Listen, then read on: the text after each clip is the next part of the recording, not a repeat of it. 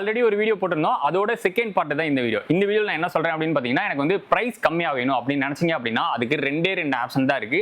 என்ன ஆப்ஷன் பார்த்தீங்கன்னா, surplus fabric and வந்து பார்த்தீங்கன்னா ரீசைக்கிள் ஃபேப்ரிக். காட்டன்லேயே சர்ப்ளஸும் இருக்கு, ரீசைக்கிளும் இருக்கு. இப்போ சர்ப்ளஸ் எடுத்தீங்க அப்படின்னா per kg வந்து திருப்பூர்ல அதிகபட்சம் 300 ரூபாய்க்குள்ள இருக்கும். அதே 300 ரூபாயை நம்ம வந்து பார்த்தீங்கன்னா பிரிக்கிறோம்.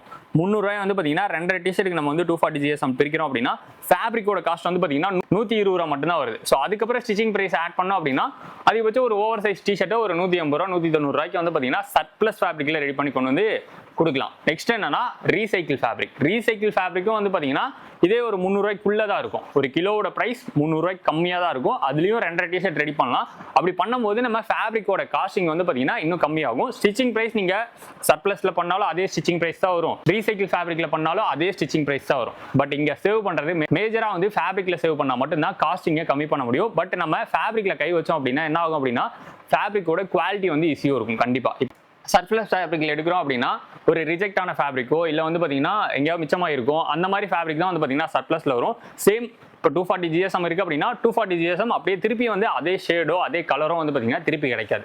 இதே வந்து பார்த்தீங்கன்னா நம்ம ரீசைக்கிள் ஃபேப்ரிக் எடுக்கிறோம் அப்படின்னா அதே ஃபேப்ரிக் அதே கலர் ரிப்பீட்டடாக கிடைக்கும். பட் என்ன இஷ்யூ இருக்கும் அப்படின்னு பார்த்தீங்கன்னா அங்கங்கே டாட்டாக வரும். நம்ம ஒரு 2-3 டைம் யூஸ் பண்ணதுக்கப்புறம் டாட்டாக வரும். கொஞ்சம் ஃப்ரெஷ் லாட்டை கம்பேர் பண்ணும்போது நம்ம வந்து பார்த்தீங்கன்னா ரீசைக்கிள் ஃபேப்ரிக்கும் கொஞ்சம் குவாலிட்டி கம்மியாக தான் இருக்கும்.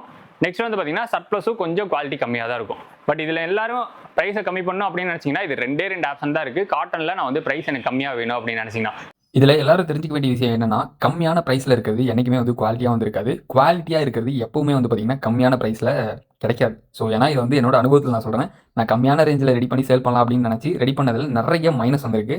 நல்ல குவாலிட்டியில் ரெடி பண்ணலாம்னு நினச்சதை கம்மியான ப்ரைஸில் என்றைக்குமே முடிஞ்சது கிடையாது. ஸோ அதனால் என்னன்னா கம்மியான ப்ரைஸில் கிடைக்கிறது நல்ல குவாலிட்டியில் இருக்காது. நல்ல குவாலிட்டியில் இருக்கிறது கம்மியான ப்ரைஸில் யார் நினச்சாலும் கொடுக்கவும் முடியாது.